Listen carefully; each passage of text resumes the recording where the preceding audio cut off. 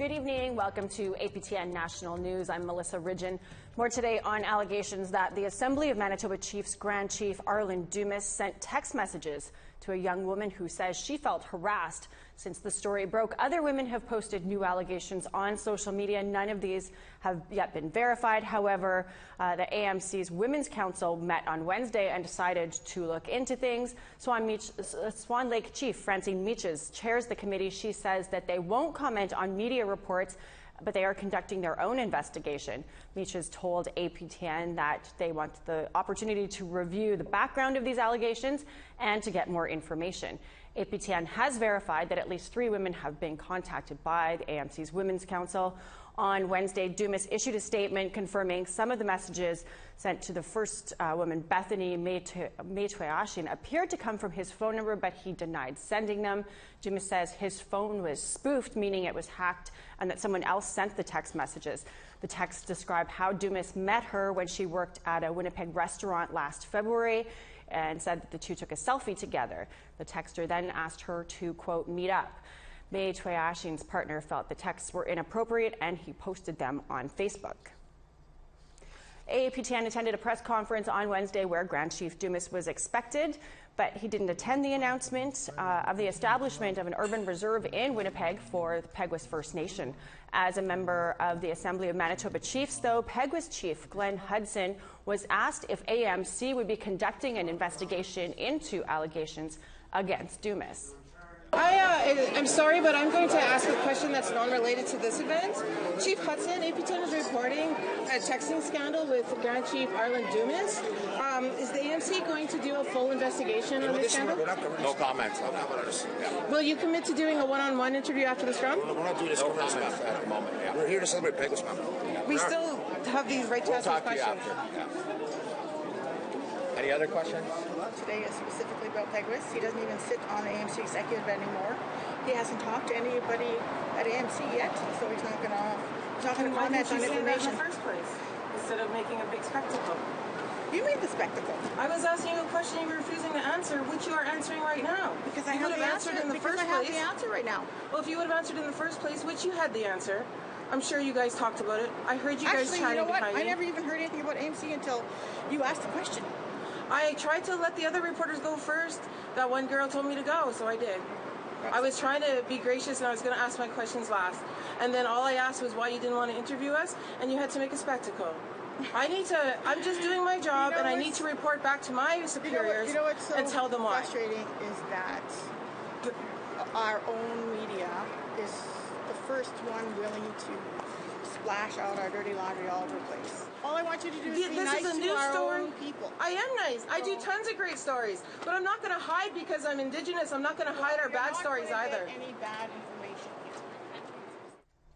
That was Peguis Director of Communications, who had twice slapped the APTN microphone out of or away from them. And that was Beverly Andrews, a producer with APTN, who you saw was promised an interview following the event with Hudson, but only if their questions were about the urban reserve. That interview didn't happen. APTN, along with other media, received a letter from a law firm representing the AMC Grand Chief today. It was sent 45 minutes before last night's newscast, and it stated in part that, quote, allegations have been made against AMC Grand Chief Arlen Dumas, and that at no point has any inquiry or effort to ensure the facts are correct been made. Accordingly, we have no choice but to consider any reporting on the above allegations to be a deliberate and malicious campaign of defamation. In fact, APTN has made multiple requests to the Grand Chief for comment before publishing the story, and in a response to the letter, APTN extended yet another invitation to the Grand Chief to speak to us and address the issue. Well, today marks the 29th anniversary of the beginning of the Oka crisis. The battle of the Mohawks waged against Quebec and the Canadian Army over land. After all that happened nearly 30 years ago, you might assume things would be different today, yet the people of Kanesatake Mohawk territory are still fighting for their land. Tom Fenario reports.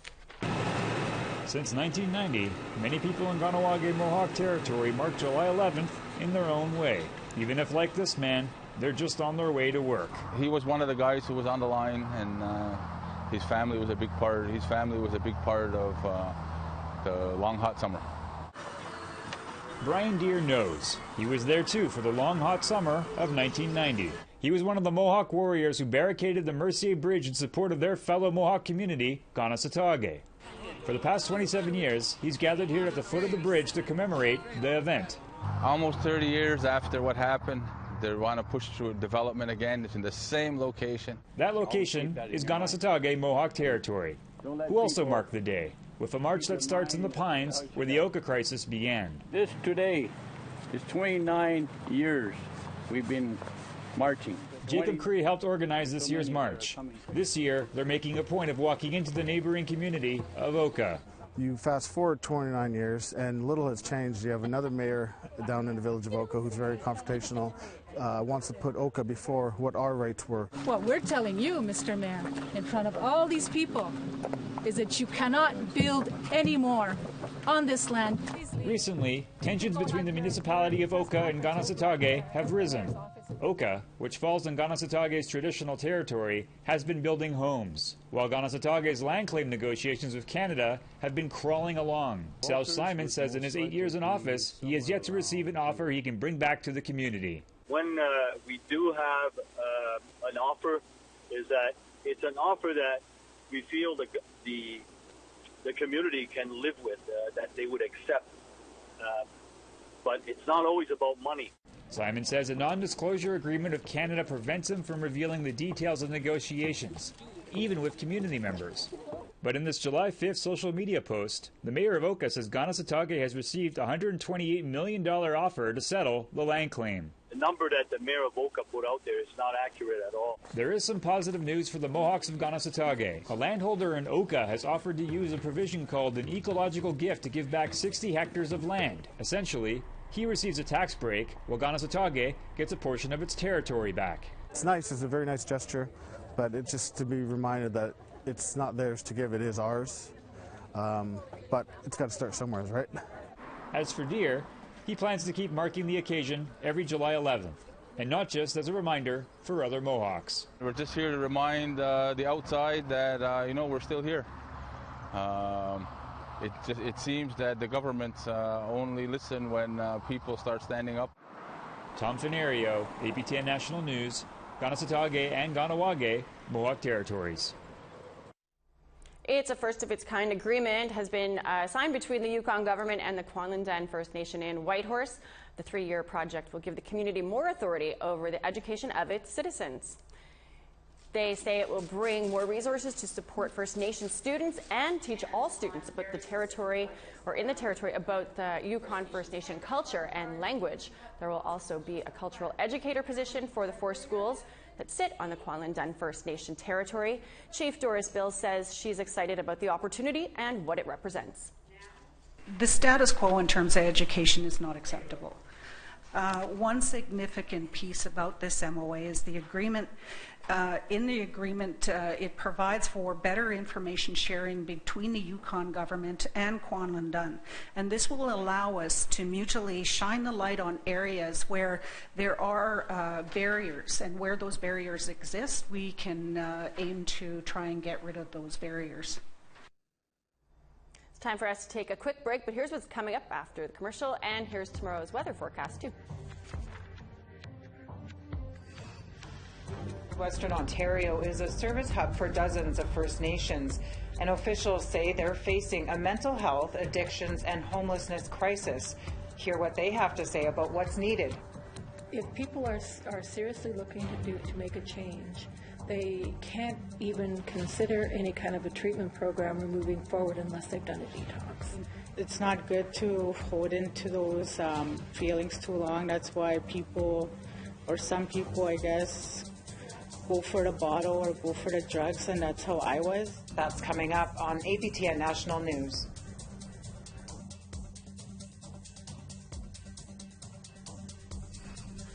Off to the grey east coast, we've got 20 in rain in Fredericton, 14 in rain in St. John's. 25 in rain in Happy Valley, Goose Bay. Kuujjuaq, 16 with some rain. Chibougamau is 18 with a mix of sun and cloud. 26 in rain in Montreal and Quebec City. 29 in sunshine for Peterborough and Sarnia, and Windsor. 23 in Sault Ste. Marie. 23 in rain in Sioux Lookout and Kapuskasing. Wawa is rainy and 19. Lots of sun in northern Manitoba. 27s for Thompson and Norway House. 25 up in Churchill. 23s for Barons River and Princess Harbour. 26 and lots of sun in Winnipeg. Cloudy in southern Saskatchewan. 22 and rain in Saskatoon. 26 and rain in Regina. Lots of sun up in Uranium City and 22 degrees. 18 and sunny in Meadow Lake. Welcome back. Officials in a small town in northwestern Ontario say they're in desperate need of help. Sioux Lookout sits about 400 kilometers northwest of Thunder Bay. It's a hub for First Nations in northern Ontario, and that is adding to the challenges that the community is facing as area First Nations struggle with addictions and mental health issues. Willow Fiddler brings us this report. Shannon Turtle is familiar with the streets of Sioux Lookout. We would always hang around downtown, and I guess they say chip in for a bottle. Like, anybody that had money, you better come with me or come with us. It's been 15 years since Turtle went to treatment for her alcohol and drug addictions, but while she may no longer be using, the addictions problem in Sioux Lookout hasn't gone away. This past spring, the mayor declared a mental health, addictions, and homelessness crisis. Well, an ongoing crisis. It's been here for really decades, and it's growing and growing. And so there's been an out-migration of people from the north, and then people brought out for justice reasons as well and healthcare reasons. And many of those people who end up here on the streets are here with mental health, addictions issues. Sioux Lookout is a small town of about 6,000 people in northwestern Ontario. About half are First Nations. The municipality sits on Treaty 3 traditional territory. To the north are 49 communities from Treaties 5 and 9, also known as Anishinaabe Nation. In the summer, the area is a popular tourist destination for Americans. But Lawrence says the town's economy is 70% based on serving First Nations. So if you're a teacher, there's probably 6 or 7 chances in 10 you're here because Northern First Nation students are here either at Pelican Falls High School, at the local public board high school, or at the various training centers. If you're in healthcare, it's probably because 85% of the people that go through the Minnehaha Health Center are Indigenous, coming from the north. Like many families in the north, Shannon Turtle's mom relocated her family to Sioux Lookout to continue her education. But before long, Turtle was getting into trouble and was in and out of jail until she was about 20. There was more things happening, I guess, in my life at the time where I didn't deal with anything. The mayor says the intergenerational trauma from government policies like residential schools is undeniable here and visible on the streets. Susan Barkley sees it every day at the emergency shelter. She says 680 people came through their doors last year. Not all of the folks that you might see downtown are using the shelter. Many of them are not. Many of them have their own place to live, whether it's here or possibly close by. Some people are at the hostel because they're here for medical, and they wander downtown and they hang out with their friends and then they go back. Last year, this 20-unit supportive housing complex opened to tenants who pay rent and have access to local supports and services. The mayor says within months, calls for service to police went down 60%. So we need more of that. That's just a drop in the bucket. It could be a 60-unit. We need transitional housing, something where people can go who maybe aren't quite ready to go into supportive housing, but with more supports even. When Shannon Turtle decided she needed help, she had to leave Sioux Lookout. The closest detox and treatment centers are in Kenora and Thunder Bay, both hundreds of kilometers away. Another major barrier for people looking for help from Sioux Lookout and the north. To get into a detox, you have to phone every day to check on a bad situation.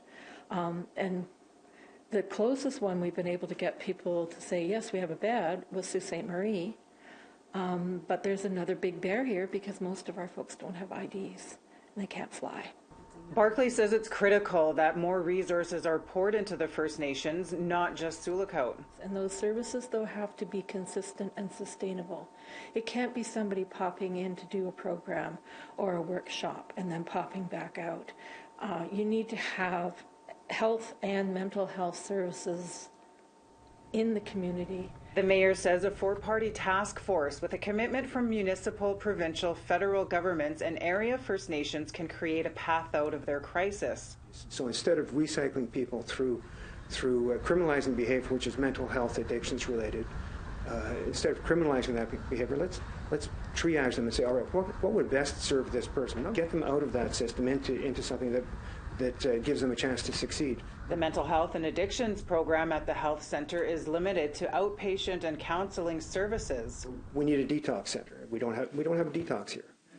We need more. We need a fully resourced emergency shelter.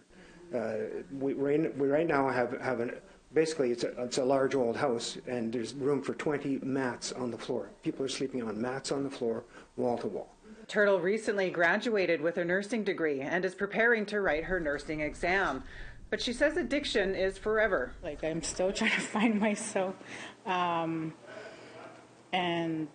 realizing that there is positive things out there, and for you just to go out and do it, it's not that simple, I know, but to just continue to keep asking for help or talking to others.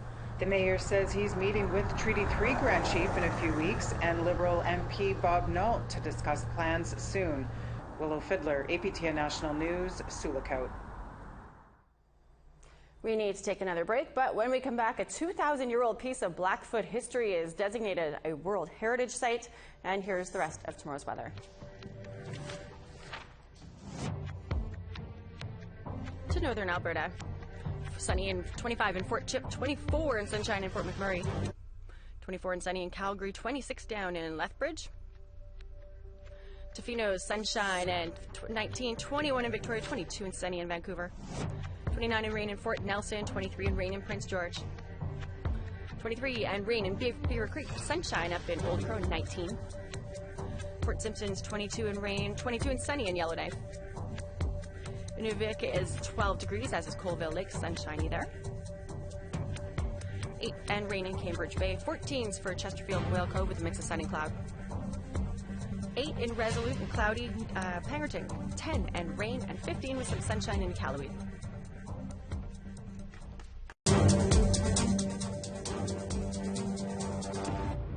Hello again. We have a happy update to a story that we told you about last year. It's hard to be a town crier without a talking stick, but that's exactly what happened to Daniel Richer, who is Ottawa's official town crier. His stick was stolen last year, and now with a little bit of help, Richer is back in business. Amber Bernard has the details. Ottawa's town crier Daniel Richer remembers the day he lost his talking stick. Well, a year ago, exactly, actually. I was filming a TV show at Major Hill Park in Ottawa. And while we were doing one shot, somebody stole my talking stick. A woodcarver heard about the stolen stick and reached out to Richer about making a new one. Yes, but first it was because Daniel, I know he lost his talking stick. So when I realized that, I just called him. I said, Daniel, if you dream of something else, another talking stick, just give me a call. We can talk about it. Richer says he was dreaming about a new design for a couple of years, and the loss of his old one allowed his ideas to come to life. Well, you know, when things happen to us, we have a choice of stopping and just not going forward anymore, or we take it as a learning process and a motivation to go forward, and I think that's what it was. The new talking stick made its first appearance to a group of summer students learning about Indigenous culture. One student says she was happy the stick was shared with her camp. And like the talking about the stick, and I really enjoyed everything mostly, but I like being in connection with things like touching and like smelling and using my senses. Richer chose to unveil the talking stick to the students because of the positive energy he says they hold. Well, you know, if we're going to do a ceremony, let's do it so that we get as much energy as we can. And so he suggested the camp, and I think it was a perfect fit. While the new talking stick is already having a positive impact, Riche still awaits the return of his original talking stick. I hope one day to still find my other talking stick, because it is part of me. It went all over the world with me, but this new one will also come with me. Amber Bernard, APTN National News, Ottawa. The Writing on Stone Provincial Park in Alberta, which has long been the home of Blackfoot people, has been named a UNESCO World Heritage Site. The park has thousands of writings and pictographs from the Blackfoot ancestors dating back thousands of years. APTN's Chris Stewart takes us on a tour. Randy Bottle is Blackfoot elder. He has been taking people on tours of the Writing on Stone Provincial Park for 7 years. In Blackfoot, it's called a sunipi, which means to mark or draw. This is his second season as a guide for Alberta parks. He agreed to take APTN National News on a tour to see some of what Writing on Stone Provincial Park offers. Even though we get visitors around the world, I come here, they're fascinated with the culture and also the stories and also the experiences that they have here, what they see, what the ancestors have left behind, and how we can share that with the world. 60,000 people visit here each year. That number may be going up, as Writing on Stone has now become a United Nations World Heritage Site. The 6th such site in Alberta and 20th in Canada. What people want to see are the writings and pictographs carved into the sandstone about 2,000 years ago. That is about 100 generations in the past, when ancient Rome was at its peak. But just think thousands of years ago when my ancestors were traveling through here, what they would think in the future, that this is what we're going to be learning from them. And all this information that was left behind was actually for the future, for us to learn from that, and all the messages and the lessons that go with the markings that have been made on the rock. Bottle shows off some incredible pictographs. The drawing of the buffalo. And for us it's very important, because the buffalo is also a way of life for us. That's one of the greatest resources that we ever had, and everything that we needed for survival came from one animal. A beaver, drawings of themselves, arrows, and hundreds of rocks with these amazing artifacts from the past. The World Heritage Site was made possible by the Mukakan Cultural and Heritage Society. Blackfoot elder Martin Heavyhead just returned from Baku, Azerbaijan, where Writing on Stone was officially declared a World Heritage Site. After 22 years of work to get it recognized, the hard work paid off. It's sort of unreal at the moment, but slowly getting back down to earth about the whole thing. Yeah. I think we're very fortunate and blessed that we still have them here, so that way we can learn from the past. And I call this place my own university, because of what I'm learning from all the messages that have been left behind by the ancestors. Chris Stewart, APTN National News, Writing on Stone World Heritage Site, Alberta. That's your news for this Thursday. If you've missed anything and you need to catch up, you can, of course, go to our website, aptnnews.ca. I'm Melissa Ridgen. Have a great night.